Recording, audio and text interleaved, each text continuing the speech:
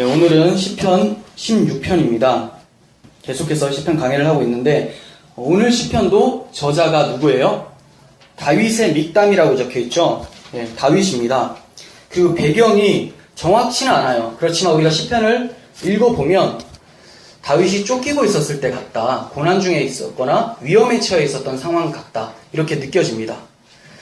그리고 다윗의 믹담이라고 적혀있는데 믹담이 무언가? 이것도 확실치가 않아요. 이걸 제대로 아는 사람 한 명도 없는데 이 용어는 시편 56편에서 60편에 계속 나타나요. 근데 특이하게 16편에는 따로 이렇게 나타나는 거죠. 56편에서 60편 사이에 나타나요. 이 시들의 공통점이 기도로 시작하긴 하는데 그 내용이 고난을 당하고 있다는 것을 내포하고 있어요. 그러니까 기도는 하는데 상황이 고난이에요.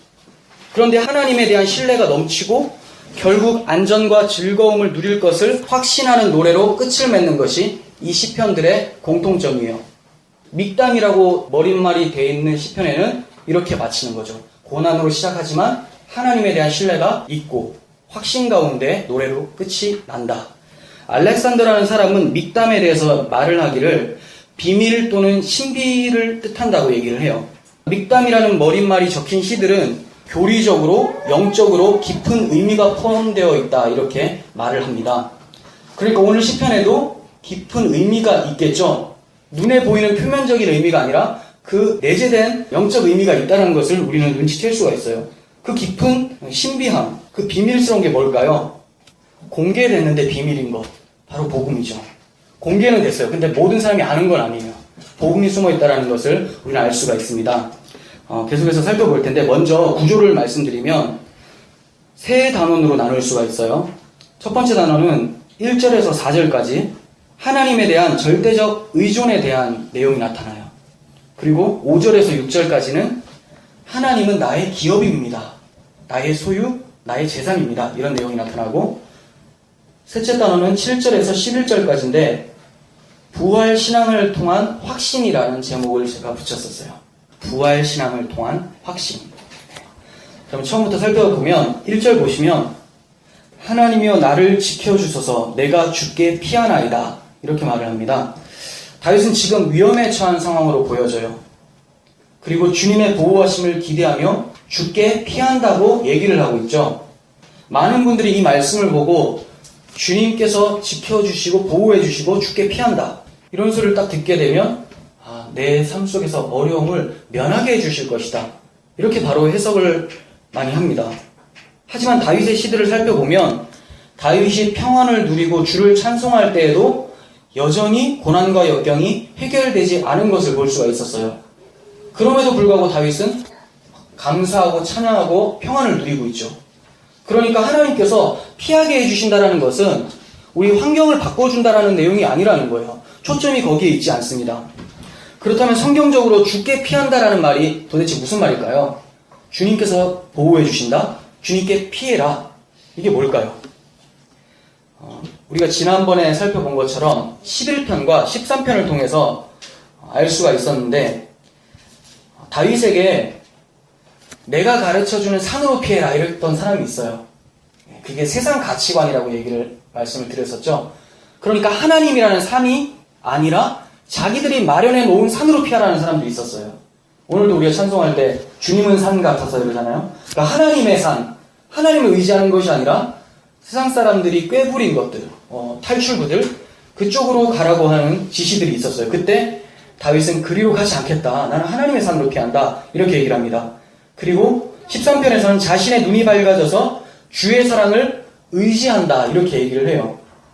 즉 주님께 피한다라는 것은 상황 가운데서, 어려운 역경 가운데서 그 상황을 바라보고 있었는데 눈이 열려서 상황의 주관자이신 하나님을 발견하게 되는 것을 주께 피한다라고 하는 거예요. 그렇다면 다윗이 고민하는 고난 또한 시작은 육체적 고난으로 시작했을지라도 그 육체적 고난 때문에 너무 힘들어서 세상적 사고가 들어왔었던 자기 사고가 이러했다라는 것 때문에 괴로워하는 것이 다윗의 고난이에요. 이해가 되세요? 자, 무슨 말이냐면 다윗이 육체적 고난이 찾아와요. 적군들도 막 찾아와요. 근데 다윗은 이것 때문에 힘든 것이 아니라 이걸 내가 왜 힘들어하고 있지 하는 그 사고 때문에 힘들어했다라는 거예요. 많이 다르죠. 우리들은 어떤 상황이 펼쳐지면 이 상황이 힘들어서 진짜 하나님 계신 거야 안 계신 거야? 나 이거 어떻게 하면 좋겠나? 이렇게 생각을 하는데 다윗은 그렇게 고민하는 자기의 마음 때문에 고민하고 있는 거예요. 이해가 되시죠? 자기가 하나님 앞에 바로 서지 못하고 계속해서 세상적 사고가 들어와서 하나님의 방법이 아니라 세상 사람들이 추구하는 그 방법에 따라 살려고 하는 자신의 마음을 바라보면서 다윗은 탄식했던 겁니다. 다윗이 이렇게 자신을 돌아보며 하나님께 기도할 수 있는 것은 그의 신앙이 오직 주께만 맞춰져 있기 때문에 그렇습니다. 이것을 2절에서 찾아볼 수가 있어요. 2절 보시면 내가 여호와께 아뢰되 주는 나의 주님이시오니 주밖에는 나의 복이 없다 하였나이다. 자, 이게 세 번역으로 제가 말씀드릴게요. 조금 애매하게 번역이 돼서 세 번역이 더 정확합니다. 나더러 주님에 대해서 말하라면 신앙 고백이죠. 하나님은 나의 주님, 주님을 떠나서는 내게 행복이 없다 하겠습니다. 이렇게 얘기를 하는 거예요. 여러분들은 하나님에 대해서 어떻게 고백을 하십니까? 아버지, 주님, 구원자, 창조주, 여러 가지 호칭이 있죠. 수식어가 있어요. 하지만 우리가 고백하는 그 수식어, 그 호칭 중에서 과연 진정으로 그렇게 여기며 살아가는 수식어는 과연 몇 가지가 될까요? 여러분, 하나님이 나의 주님이시라면 나는 하나님의 종이라는 거죠. 주님이라는 것은 주인 주자잖아요. 나의 주인이라는 거예요. 그럼 우리는 종이라는 겁니다. 하나님의 종. 종이 어떻게 살아갑니까? 시편 123편 1절 보겠습니다. 하늘에 계시는 주여, 내가 눈을 들어 주께 향하나이다. 상전의 손을 바라보는 종들의 눈같이, 여주인의 손을 바라보는 여종의 눈같이 우리의 눈이 여호와 우리 하나님을 바라보며 우리에게 은혜 베풀어 주시기를 기다리나이다. 아멘. 여러분, 이 말씀을 왜 읽었냐면 봉사를 많이 해서 충성된 종이 되십시오 라고 말씀드리기 위해서 읽은 것이 아니라, 종이라면, 충성된 종이라면 그 주인을 어떻게 바라보고 있는지, 주님에 대한 인식이 어떠한지를 말씀드리고자 하는 거예요. 그들은 주인에게 전적으로 의지해서 사는 자들이에요. 주인이 은혜를 베풀지 않으면 살 수 없는 자들이라는 말이죠. 그렇다면 그 베풀어 달라고 하는 그 은혜가 무엇일까요? 은혜.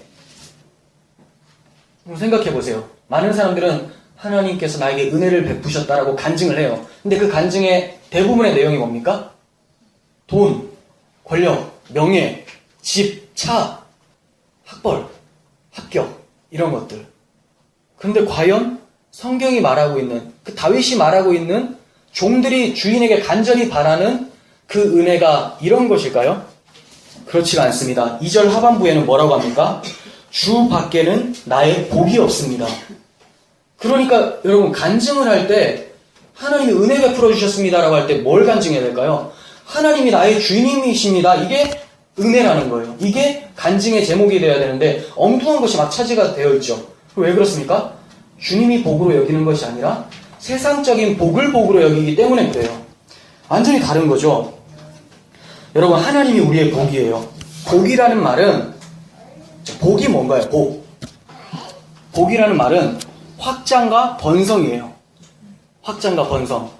창세기 1장 28절에서 말씀하시죠. 하나님이 아담과 하와를 지으시고 남자와 여자를 창조하시고 그들에게 복을 주어 말씀을 하시는데, 생육하고 번성하여 땅에 충만하라 이렇게 말씀하세요. 확장과 번성이 복이 맞아요.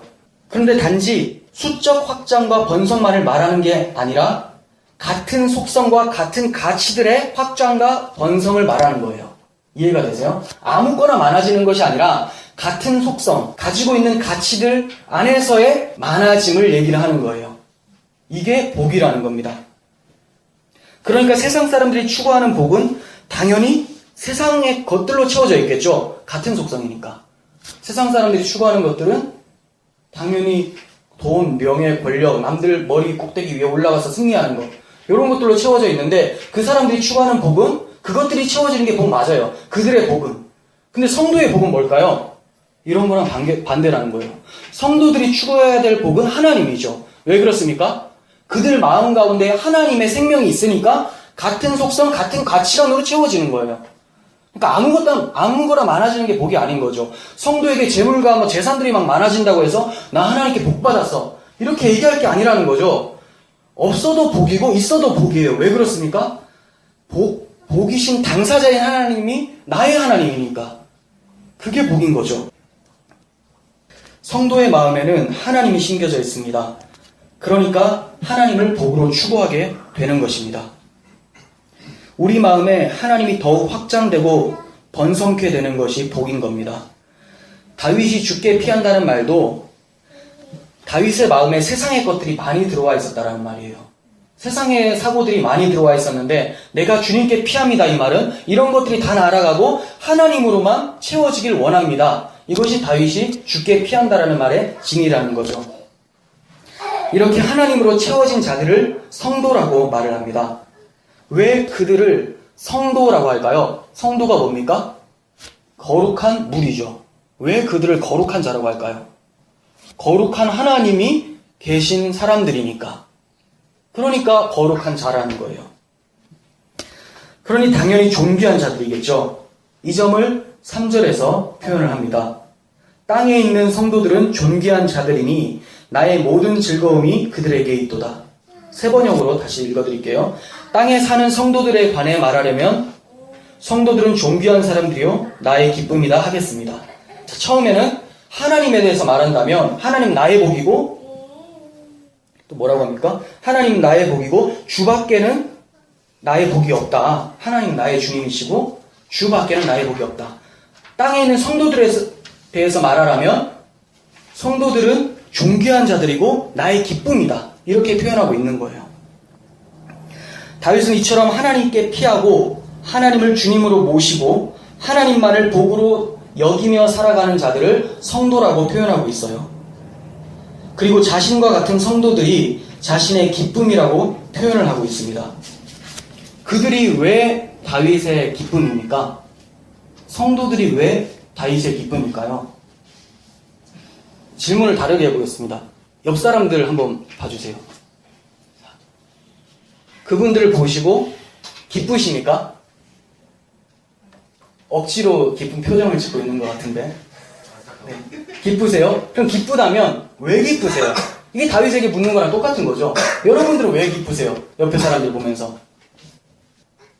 하나님으로 확장되고 번성케 된 분들, 사랑하는 하나님의 생명이 있는 분들이기 때문에 기뻐 보이는 거죠. 왜 그렇습니까? 내가 하나님을 기뻐하니까. 근데 그 안에 하나님의 생명들이 다 있어요. 그럼 당연히 기쁘죠. 사도 요한이 말하기를 요한 3서 1장 4절 보십시오. 내가 내 자녀들이 진리 안에서 행한다 함을 듣는 것보다 더 기쁜 일이 없도다. 왜 이런 얘기를 할까요? 자기에게 하나님의 생명이 있고 하나님이 자기는 제일 기쁜데 하나님이 자기 아들의 핏값으로 산 성도들이 눈앞에 있어요. 당연히 기쁘죠. 자기에게도 있는 생명이 이 사람에게도 있으니까. 자기에게 가장 기쁜 분이 이 사람들에게도 있으니까. 사도 바울은 어떻게 표현하는지 보겠습니다. 빌립보서 4장 1절. 그러므로 나의 사랑하고 사모하는 형제들, 나의 기쁨이요 면류관인 사랑하는 자들아, 이와 같이 주 안에서 서라. 나의 기쁨이고 면류관이다. 이렇게 표현하고 있죠. 데살로니가전서 2장 19절에서 20절. 우리의 소망이나 기쁨이나 자랑의 면류관이 무엇이냐?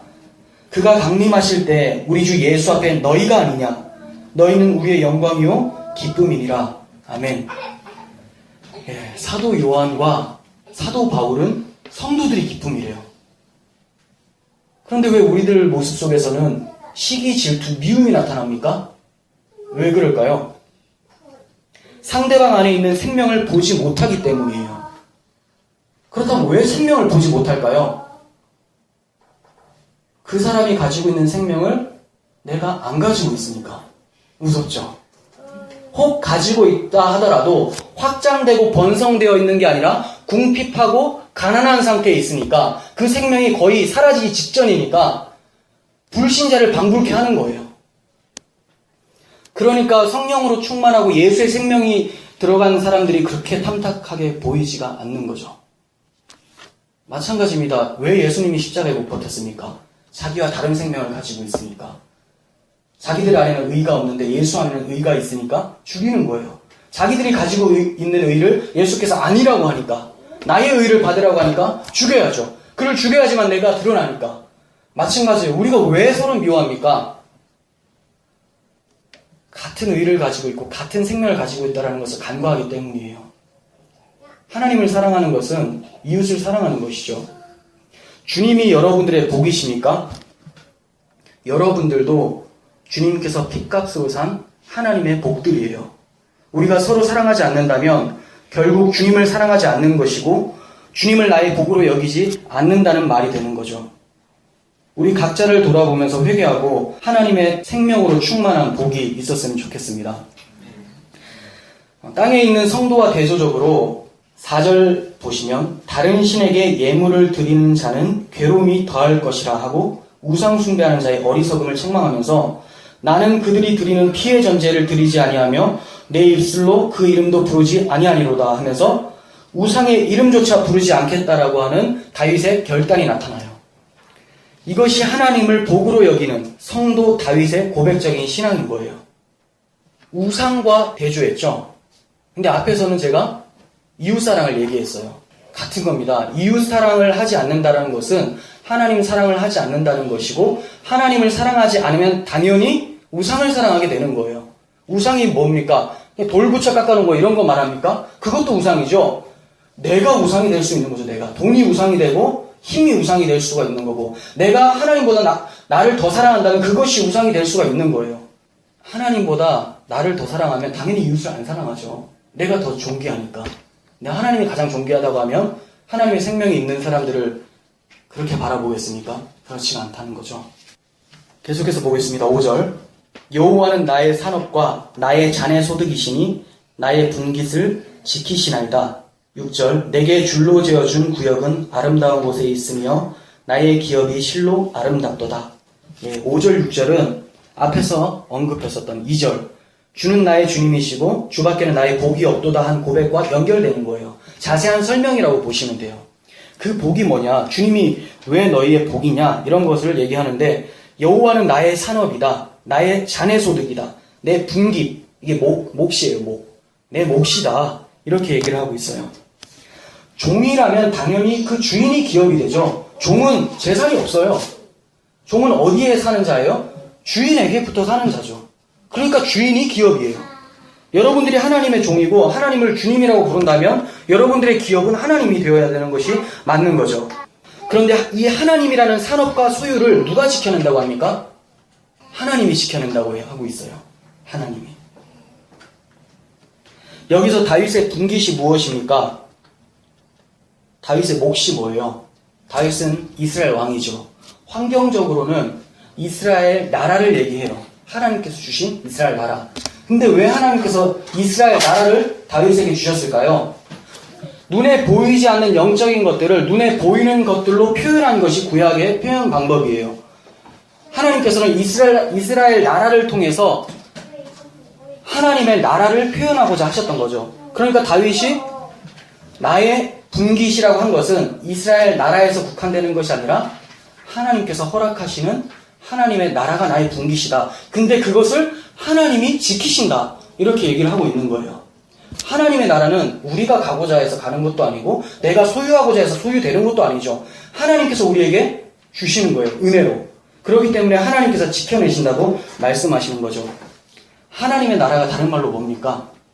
구원이죠. 구원.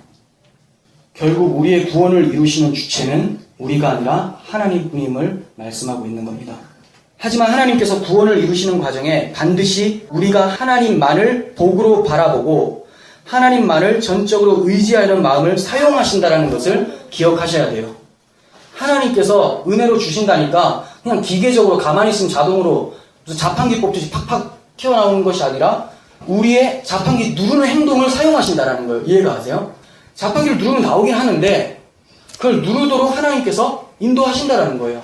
그러니까 여러분들이 하나님만을 복으로 바라보지 않고 있거나 하나님을 기업으로 하나님을 복으로 바라보지 않고 있다면 우리에게는 구원이란 있을 수가 없죠.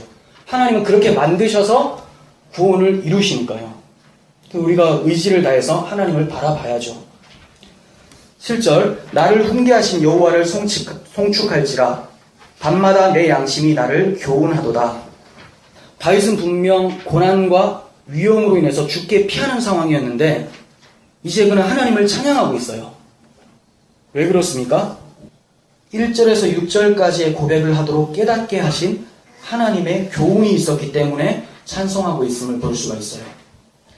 주님께서 가르쳐 주신 이 교훈은 8절의 결과를 만들어내는 데까지 이릅니다. 8절 보겠습니다. 내가 여호와를 항상 내 앞에 모시며 그가 나의 오른쪽에 계심으로 내가 흔들리지 아니하리로다. 9절 이러므로 나의 마음이 기쁘고 나의 영도 즐거워하며 내 육체도 안전히 살리니 항상 주와 함께 살며 흔들리지 않을 것이라고 확신하며 마음과 영과 육체 즉 전인격이 기쁨과 즐거움, 안전함 가운데 있게 되었다고 고백을 하고 있죠. 이게 교훈의 결과예요. 그런데 8절과 비슷한 말씀을 15편 1절과 5절에서 우리가 살펴봤어요. 지난주에. 15편 1절이 뭐였어요? 주의 장막에 머무를 자 누구 오며.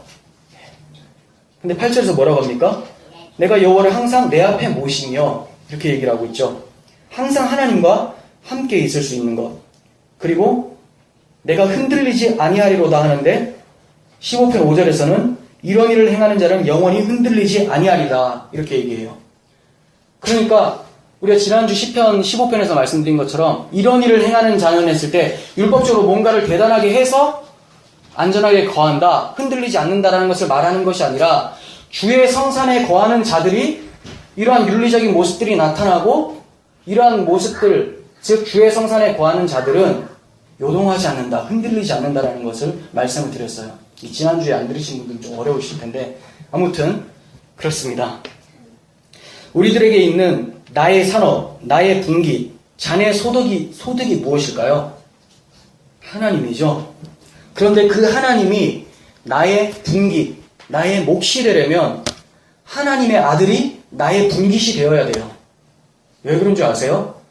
누구든지 주로 말미암지 않고는 아버지께로 올 자가 없기 때문에 그렇습니다. 여러분, 하나님이 세상을 이처럼 사랑하사 독생자를 주셨는데 이거보다 더 귀중한 분깃이 어디 있겠습니까? 우리의 분깃은 예수 그리스도죠. 주께서 내 피를 마셔라. 그러면 생명이 있다라고 말씀하셨어요. 이와 같이 그리스도의 보혈이야말로 내 잔의 소득이 되는 거예요.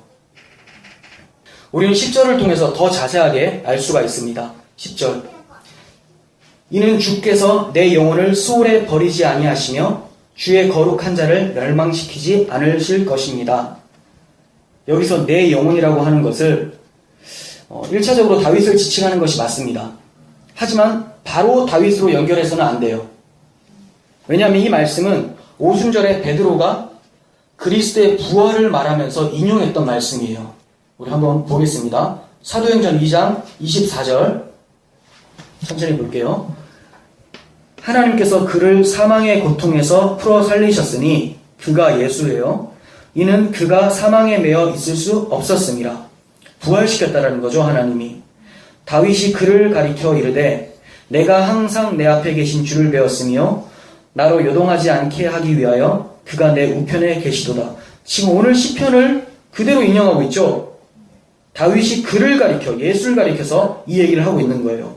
26절 그러므로 내 마음이 기뻐하였고 내 혀도 즐거워하였으며 육체도 희망에 거하리니 동일하게 얘기를 하고 있죠.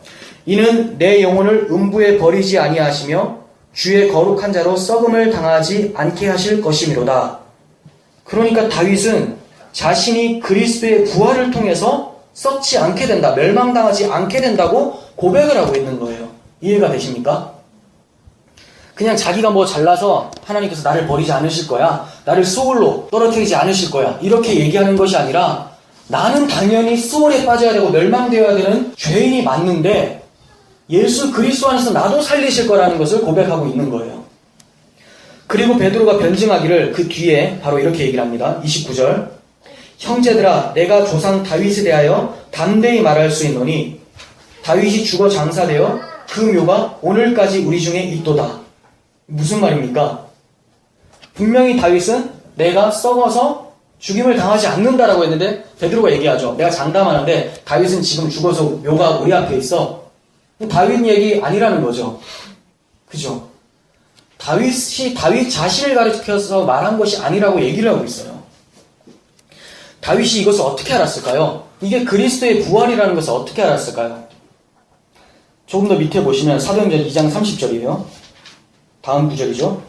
그는 선지자라 하나님이 이미 맹세하사 그 자손 중에서 한 사람을 그 위에 앉게 하리라 하심을 알고 다윗의 자손 중에서 왕이 나오도록 만들게 하셨다는 그 약속을 바라봤다라는 겁니다. 31절 미리 본고로 그리스도의 부활을 말하되 그가 음부의 버림이 되지 않고 그의 육신이 썩음을 당하지 아니하시리라 하더니 이 예수를 하나님이 살리신지라 우리가 다 일의 증인이로다. 맞죠? 다윗 자기를 가리켜서 말한 게 아니죠. 자기 몸에서 날 자기 후손 중에서 메시아가 오셔서 왕좌에 오른다라는 것을 다윗은 봤던 거예요. 어떻게 해요? 믿음으로.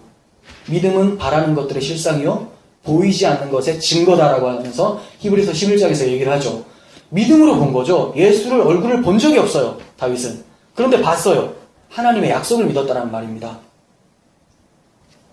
그러니까 다윗은 자신의 기도 속에서 그리스도의 부활을 예언한 것이고 비록 자신은 무덤에 묻히더라도 나를 위해서 십자가에서 죽으시고 부활하신 그리스도 안에서 주님 다시 오시는 날에 나도 부활할 거라는 믿음이 있었던 거예요. 그러니까 두려움이 없어져요. 지금까지 막 고난이 있었는데 그 고난이 아니게 되는 거죠. 뭐가 고난입니까? 하나님께 나아가야 되는 것이 고난인 거죠. 그렇게 하나님께 나아가려고 하는 것을 가로막는 자기의 세상적 사고가 고난인 거고 부활신앙으로 오히려 하나님을 기뻐하고 있다는 것을 발견하게 됩니다. 사도 바울도 16편이 그리스도의 부활을 가리킨다는 것을 동일하게 증거를 합니다. 앞에는 베드로가 얘기했고 또 이제 사도 바울도 그대로 얘기해요. 한번 또 보겠습니다. 세 번역으로 사도행전 13장 33절 하나님께서 예수를 일으키셔서 죽은 자 가운데서 살리셨다란 말이에요. 예수를 일으키셔서 후손인 우리에게 그 약속을 이루어 주셨습니다. 시편 둘째 편에 기록한 바 너는 내 아들이다. 오늘 내가 너를 낳았다 한 것과 같습니다.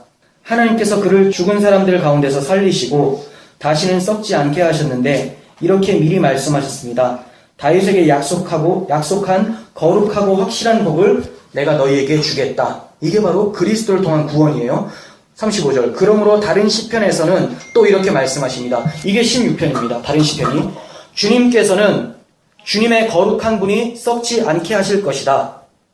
다윗은 사는 동안 하나님의 뜻을 받들어 섬기고 잠들어서 조상들 곁에 묻혀 썩고 말았습니다. 그러나 하나님께서 살리신 분은 썩지 않으셨습니다. 아멘.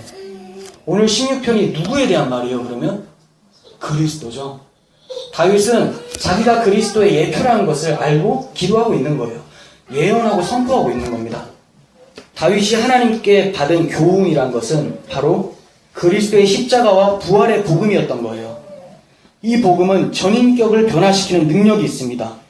이 복음은 종된 우리가 주인이신 하나님만 바라보며 의지할 수 있도록 도와주고 하나님만이 우리의 복이라고 고백하게 되고 성도들을 존귀하게 바라볼 수 있도록 하며 주께로 피하여 흔들리지 않게 하는 능력이 있다는 말이에요. 그래서 다윗은 11절에서 주께서 생명의 길을 내게 보이시니 주 앞에는 충만한 기쁨이 있고 주의 오른쪽에는 영원한 즐거움이 있나이다 하며 그 생명의 길로 걸어갈 수 있게 된 거죠. 무엇 때문에? 부활신앙 때문에. 십자가 복음 때문에. 이 길이 무엇입니까? 다윗이 이렇게 걸어가고자 하는 길이 뭘까요? 생명의 길. 내가 길이요 진리요 생명이니 나로 말미암지 않고는 아버지께로 올 자가 없느니라. 그리스도를 통한 구원의 길이라고 말을 하고 있어요. 이 길은 다윗에게만 아니라 우리들에게도 열려 있습니다. 우리가 그 길로 걸어간다면 충만한 기쁨과 즐거움 가운데 살아갈 수 있게 되는 거예요. 비록 나의 환경이 고난과 역경과 같을지라도 다윗과 같이 찬양하며 그 생명의 길로 걸어갈 수 있게 된다는 말입니다. 마지막으로 고난의 대명사인 욥이 극심한 고난 중에 소망을 잃지 않을 수 있었던 고백을 함께 봉독하면서 말씀을 마치도록 하겠습니다. 욥기 19장 25절에서 26절 내가 알기에는 나의 대속자가 살아 계시니 마침내 그가 땅 위에 서실 것이라. 내 가죽이 벗김을 당한 뒤에도 내가 육체 밖에서 하나님을 보리라. 아멘. 그리스도를 살리심으로 우리 또한 살리신 하나님을 찬양하며 부활 신앙으로 승리하는 우리 모두가 되기를 간절히 소원합니다. 기도하겠습니다.